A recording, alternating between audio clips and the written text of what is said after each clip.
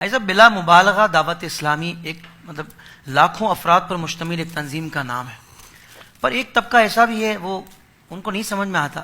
وہ یہ کہتا ہے یہ کوئی الگ لوگ ہیں، الگ دنیا کے لوگ ہیں، یہ خلا سے اترے ہیں، ان کے مزاج الگ ہیں، ان کا رنگ الگ ہے، ان کا انداز الگ ہے.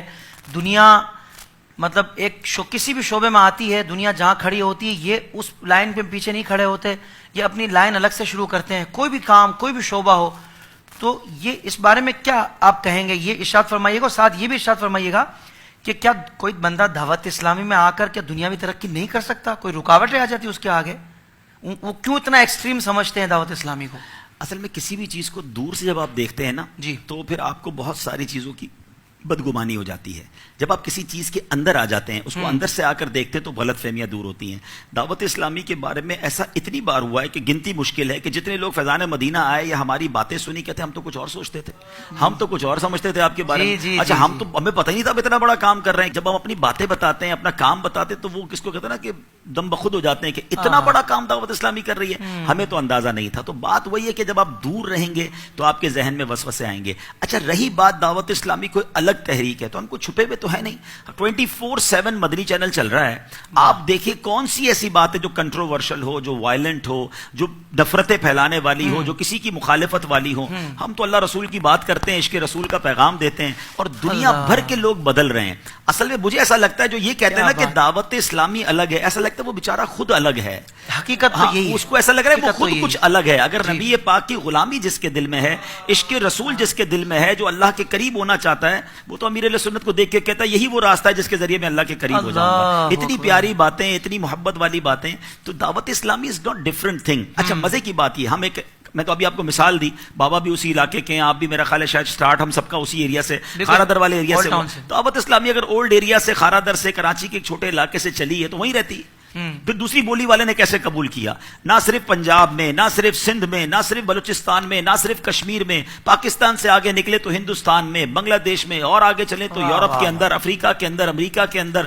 کونا دنیا کا آپ کونا بتائیں، کون سا کونا ہے، کون سی بولی والے ہیں جو دعوت اسلامی میں شامل نہیں ہو رہے؟ لگتا تو ایسا ہی اعتراض کرنے والے بیچارے الگ ہیں، ورنہ دعوت اسلامی تو ایک سمندر ہے جس میں ہر طرح کا آدمی آ رہا ہے. طاہر بھائی مجھے یاد ہے جب یہ پچھلے دنوں، آج سے 2-4 سال پہلے، اب تو اللہ پاک کووڈ کے معاملات ختم فرمائے، ہم نے ایک اسٹارٹ اپ کیا تھا کہ ہم پوری دنیا کے ذمہ داران کا ایک مشورہ کرتے تھے. مدنی چینل کے ناظرین نے بھی دیکھا ہوگا، آج سے 3-4 سال پہلے افریقن تھے، عرب تھے، مصری تھے، تو الگ الگ ملکوں کے، عراق کے لوگ بھی آئے تھے، تو انڈونیشیا کے بھی آئے تھے، مختلف دنیا کے لوگ آئے.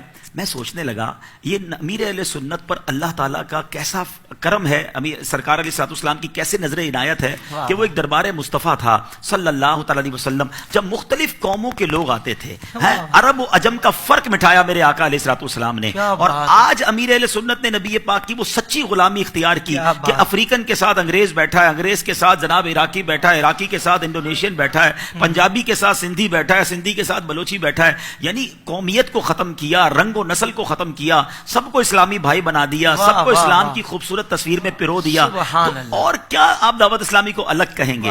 مسئلہ یہی ہے کہ آپ چونکہ دور سے دیکھ رہے ہیں تو آپ کو ایسا لگ رہا ہے. اور سب سے بڑی بات میں اب جو جملہ کہنے جا رہا ہوں نا، یہ شاید بہت سارے ناظرین کے لیے ایک بالکل یونیک بات ہوگی کہ جتنی فلیکسیبلٹی دعوت اسلامی میں اور امیر اہل سنت کے اندر ہے.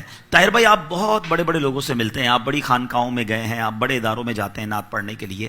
میں کسی کے اوپر پوائنٹ آؤٹ نہیں کرتا، لیکن ہم نے ایک چیز سیکھی ہے، دیکھا ہے کہ تنظیم کے بڑے اور لیڈر سے ہر کارکن کو بات کرنے کا موقع نہیں ملتا. ایسا ہی ہے، ہر کارکن یا ہر بندہ جو ہے جا کے اپنے بڑے سے کوئی مشورہ نہیں دے سکتا. ایک الگ بورڈ ہوتا ہے جو مشورہ کر رہا ہوتا ہے.